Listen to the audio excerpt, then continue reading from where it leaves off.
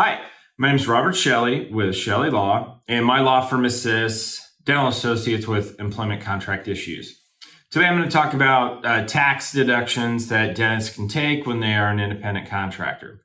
So if you are an independent contractor or have been presented some kind of independent contractor opportunity, at the end of the year you'll receive a 1099 and no taxes will be taken out of the compensation that you're being provided by the employer.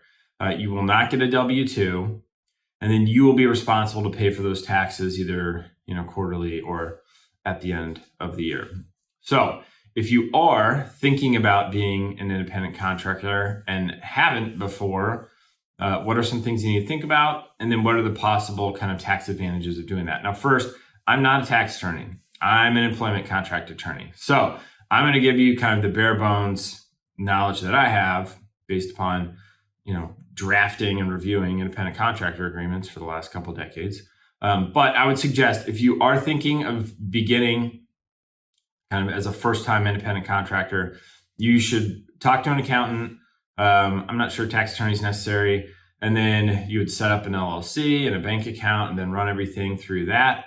But they can kind of walk you through what the tax advantages are as far as setting that up. Now, if you are a 1099 independent contractor, as I said before, you would essentially think of yourself as your own little corporation. So you'd set up a limited liability company / corporation, and then you would get your own federal tax ID number. You would set up your own bank account, and then you'd run all the compensation through that.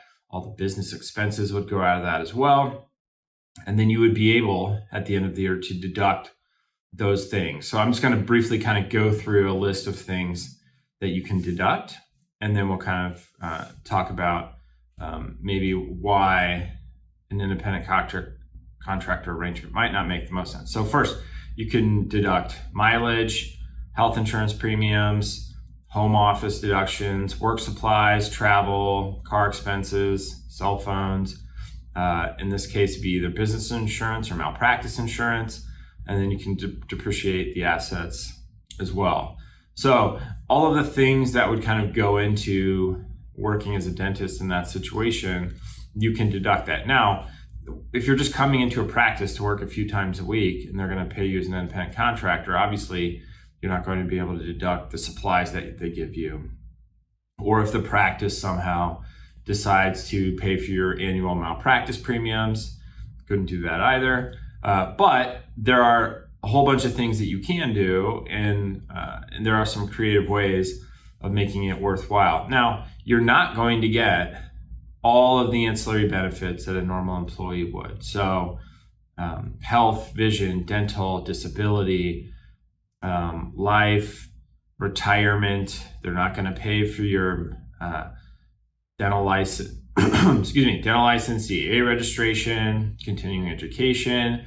You won't get any paid time off. So you're not going to get any of that as an independent contractor. But as an independent contractor, it should be kind of easy in, easy out, meaning you can kind of work as little or as much as you want.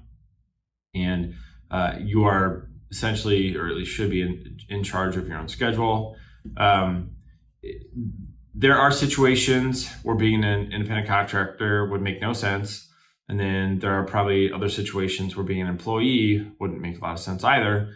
It's kind of situationally dependent. So you have to weigh, all right, well, if I have to pay for all of these things, although I can ultimately most likely deduct most of them, but you're not going to be able to easily get, if you're only working as an independent contractor, all the insurance, the health insurance is tough to get.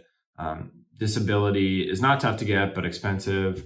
Retirement, like those things are not easy to set up. And I just know that some dentists are just like, I don't want to deal with that. I just want to be an employee. I want them to set everything up and then I just opt into it. I don't want to have to deal with all of this stuff on my own. And that's great. But if you are an independent contractor and you are paying for all those things, then you should ultimately probably be compensated at a little higher level than if you were an employee, because the employer doesn't have to pay employment tax. They don't have to pay for any of the things that I went through, the licensing, the continuing education, the paid time off, all of that, they're spared from doing. So it would make sense that if they're going to be freed from all of those business expenses, that would at least pass on in some percentage to the dentist.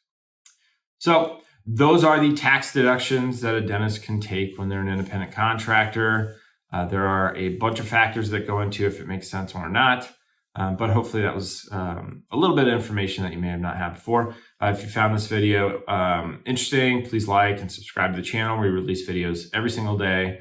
We have a ton of content for dentists, not only on being an independent contractor, but compensation and benefits, malpractice, all that good stuff. So I appreciate you watching the video. If you have any questions, you can always call my law firm at the phone number listed below in the description, or reach us through our website, ChelleLaw.com. All right, appreciate it. Thanks.